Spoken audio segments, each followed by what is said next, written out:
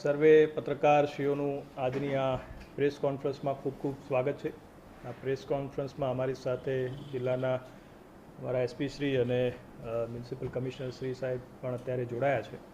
આજની આપણી આ પ્રેસ કોન્ફરન્સ છે એ બેઝિકલી નેશનલ સ્પોર્ટ્સ ડે એની ઉજવણીના સંદર્ભમાં છે. આપણા દેશના હોકીના જાદુગર એવા મેજર ધ્યાનચંદ શ્રી જે છે એમનો 29 ઓગસ્ટે એમનો જન્મદિવસ હોય છે અને એમના જન્મદિવસની ઉજવણીના ભાગરૂપે સમગ્ર દેશમાં નેશનલ સ્પોર્ટ્સ ડેની ઉજવણી થઈ રહી છે અને એ ઉજવણીના ભાગરૂપે આપણા જિલ્લામાં પણ એનું આયોજન કરવામાં આવ્યું છે.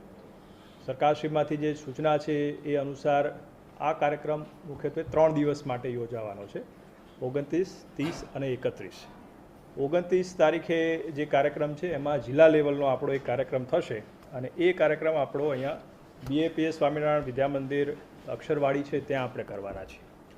મુખ્યત્વે આ જે કાર્યક્રમ હશે જિલ્લા લેવલના કાર્યક્રમમાં વિવિધ પદાધિકારીઓ પણ જોડાશે. સ્પોર્ટ્સ સાથે સંકળાયેલા અગત્યના જે એમિનન્ટ પર્સન છે એ લોકો પણ આમાં જોડાશે અને એ કાર્યક્રમમાં આપણે મેજર ધ્યાનચંદ છે એમના જે જીવનકથની છે એના વિશેની આખી એક ડોક્યુમેન્ટરી પણ ત્યાં બતાવીશું અને ત્યાં મુખ્યત્વે 3 જેટલા આપણા જે સ્પોર્ટ્સ છે એ દિવસે ત્યાં યોજાશે. એમાં હોકી પેનલ્ટી શૂટઆઉટ, સ્કીપિંગ રોપ ચેલેન્જ અને સૂર્ય નમસ્કાર. આજે જિલ્લા લેવલની જે સ્પર્ધા આ વખતે રાજ્ય સરકારશ્રીએ શ્રેષ્ઠ શ્રી ગણેશ પંડાલ પ્રતિયોગિતા શરૂ કરી છે.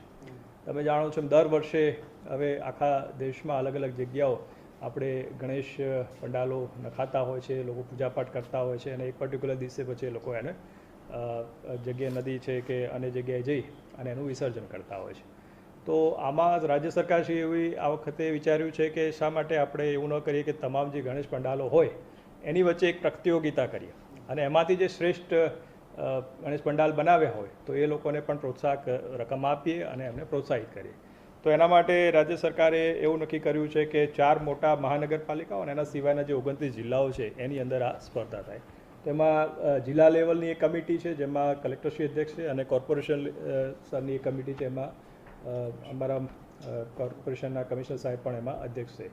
અને આપણા જિલ્લામાં જોવા જઈએ તો લગભગ 104 જેટલી અલગ અલગ જગ્યાએ આપણે ગણેશ પંડાલો નખાતા હોય છે અને એ આ પંડાલો છે એના વચ્ચે સ્પર્ધા થવાની છે. મુખ્યત્વે જે આપણે અહીંથી બેસ્ટ ઓફ 3ની પસંદગી થવાની છે 29 જિલ્લાઓમાંથી રાજ્ય લેવલે. એટલે આપણે અહીંથી એ નોમિનેશનો મોકલી આપીશું અને આ જે કમિટી છે એની સ્ક્રુટિની કરી અને નોમિનેશન ત્યાં મોકલશે.